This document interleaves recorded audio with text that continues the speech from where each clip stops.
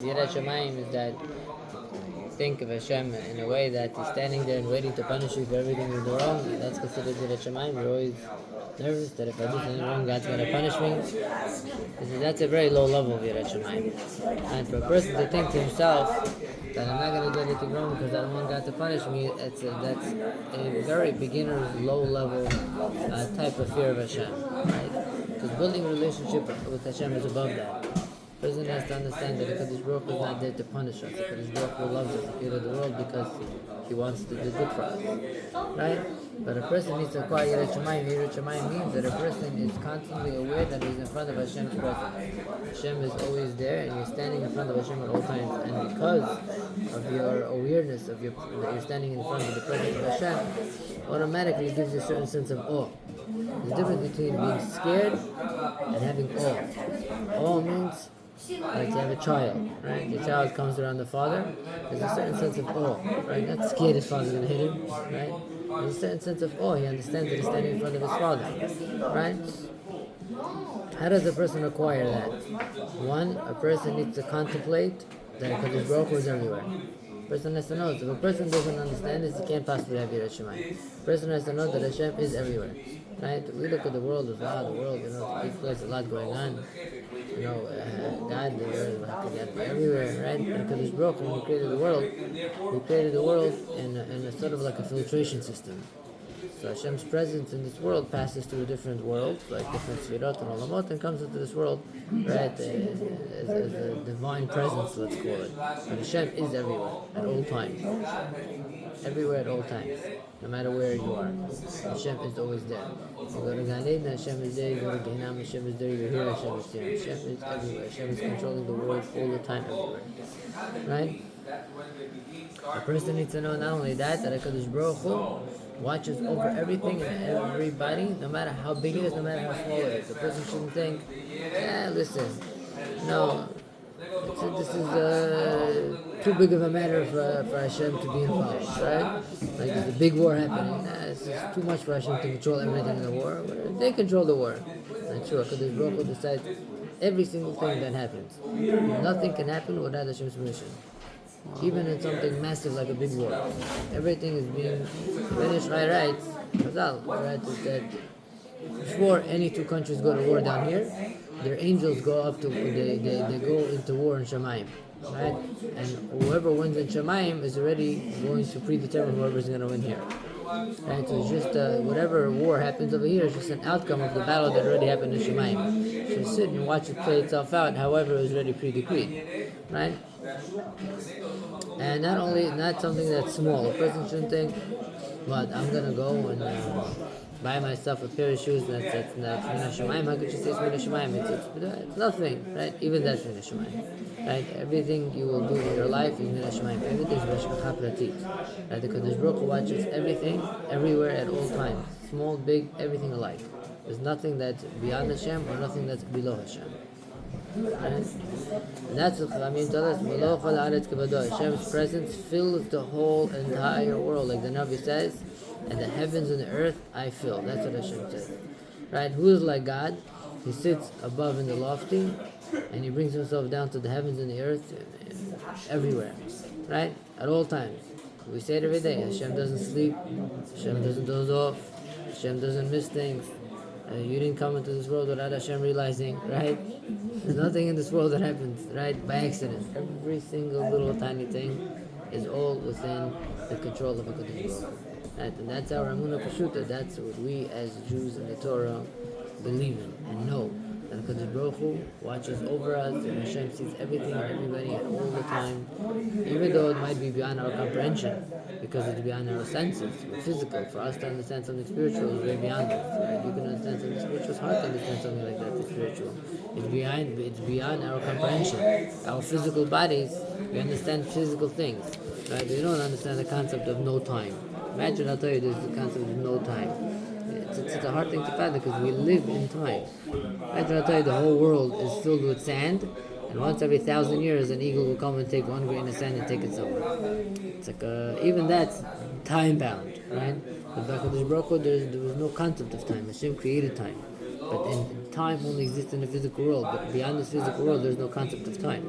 right? You can live in several different places at one time, which is something that's very hard for us to understand because our minds only understand time. It's like trying to take a person that was blind from when he was born, Barminan. You're trying to explain to him what the world looks like. Can you understand what the world looks like? He can't even understand it because he never saw it. He never experienced it. Right? It's the same thing. We try to understand these spiritual concepts that are way beyond us, that are beyond our senses. It's very hard for us to understand. Right? Because it's beyond our comprehension. It's not something, we can understand and it doesn't make sense. It's just beyond our comprehension to be able to understand such a thing. Right? So therefore, we know, the Torah tells us, and we know the Torah is true, that the Torah says that the Kodesh Baruch Hu sees everything and knows everything. We say it all the time. You open up the Aron today, Ata oeta lada'at ki Adonai hu Elohim, en od milvado. It's a pasuk in the Torah. En od milvado. It's a pasuk in the Torah. If a person doesn't believe that, he could be considered like a kofar, right? He could be kofar on what the Torah says. person has to know אין עוד מלבדו. כיוון שדברי לו בכל שמו מקום שהוא, הוא עומד לפני שכנותו יתברך. A person has to know wherever you are, you're standing in front of Hashem. Everywhere you are. Even when you're at a party DJing, you're also standing in front of Hashem. And also Hashem is everywhere. Right? אז מעליה תבוא לו היראה בפחד בין יושב מעשיו. That in of itself will bring a person a certain sense of awe that a person will not want to do an avera which is not going to be respectful to Hashem. And Hashem created the world. Hashem gave you everything. He created your eyes, your nose, your mouth, your soul, the oxygen in the world, the fruits, the vegetables, the enjoyment that we have, our senses, everything how this world works, everything in this world that Hashem created. And we're living in Hashem's world, and we're enjoying Hashem's world. Everything we have, everything we are is Hashem. There's absolutely nothing that we have that's ours. Nothing. Everything that we have is from HaKadosh Baruch Hu. Right?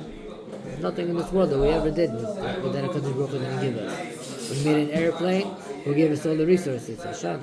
Right? All the resources that you made from this chair, from this book, from this building, everywhere. Right? All the resources given to us by Hashem. Hashem gave us the brain to be able to put it together. But again, both these things are from Hashem. Without Hashem, we are nothing. So HaKadosh Baruch Hu gave us everything, right? And He told us how He wants us to live. Right? And Hashem gave us rules and regulations how He wants us to live in His world, with His body, with His soul that He gave us in this world. Right? So a person has to be careful not to sin against Hashem. Right? Because sinning against Hashem, Hashem is patient. But imagine if a king would make rules and he would break the rules. The king would right away cut the person's head off. And HaKadosh Baruch Hu is not like that. Hashem is patient. He waits for a person to do tshuva. Right? He gives the people the ability to repent, and Hashem is patient, and He takes the disgrace. But that's not ideal. We don't want to do averos. We don't want to disgrace Hashem. But a person who clearly claims that he's a God-fearing Jew is a person who's very careful not to sin. A person can't claim to be a God-fearing sin if he doesn't care, a God-fearing Jew if he doesn't care to sin. How could you be a God-fearing Jew if you don't get to sin? Right? Like one time, somebody came to somebody and said, how could it be? I saw this religious guy, he had a kippah and a beard, and he did A, B, and C. So you know what, I also saw a religious guy one time on Yom Kippur sitting and eating. I said, hey, how could this be sitting and eating on Yom Kippur? He's not religious. He said, he's also not religious, right? Just because you wear a certain, just because you look a certain way, or dress a certain way, or you give him a certain impression, doesn't mean anything.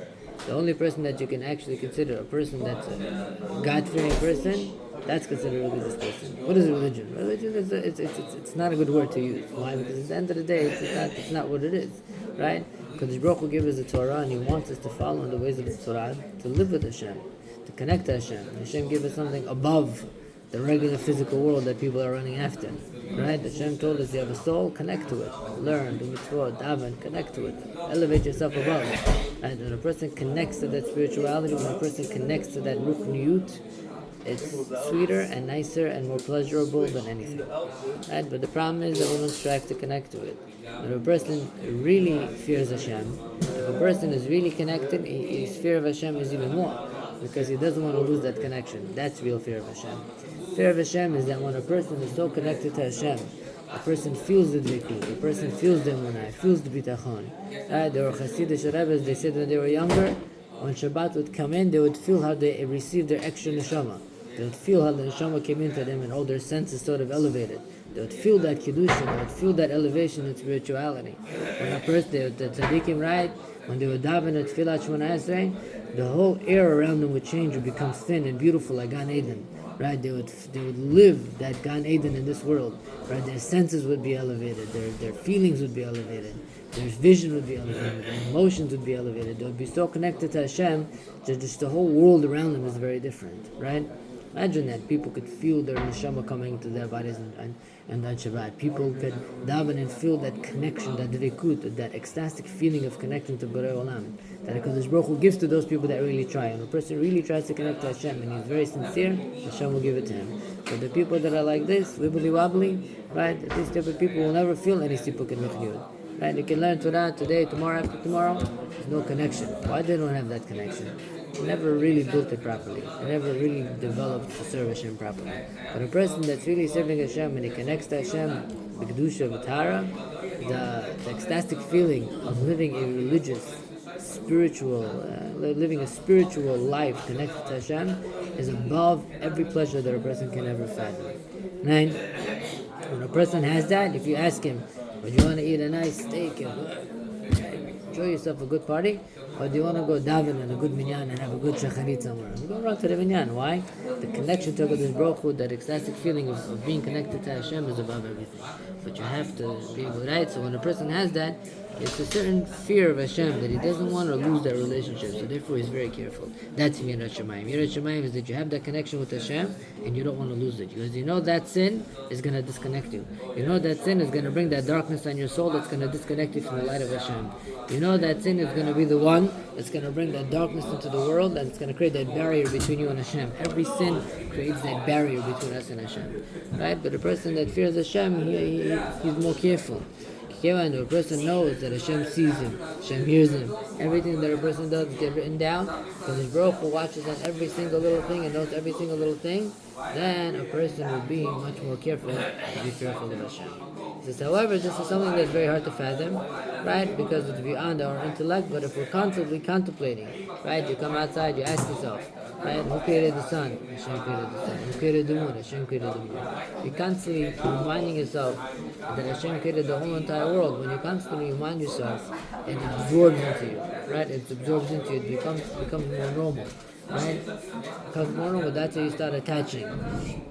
It's the only way to be acquired is Yirat Shamayim. It's to constantly contemplate that HaKadosh Baruch Hu knows everything, sees everything, HaKadosh Baruch Hu is watching over us, there's nothing beyond Hashem, there's nothing below Hashem, HaKadosh Baruch Hu knows every little tiny thing that you're doing in life, and there's nothing, you can't say, maybe it's an accident, maybe Hashem doesn't see me, maybe this is exactly the way it is, it's exactly the way Hashem wants it to be, because HaKadosh Baruch Hu knows exactly what's good for you, and He sees every tiny little thing in this world. That's what He says. You want to come to Yirat Shamayim, you want to acquire Yirat Shamayim, that's Yirat Shamayim. Yirat Shamayim is that awe of Hashem, because of that connection that you have with Hashem, and you don't want to ruin it, therefore you will be extra.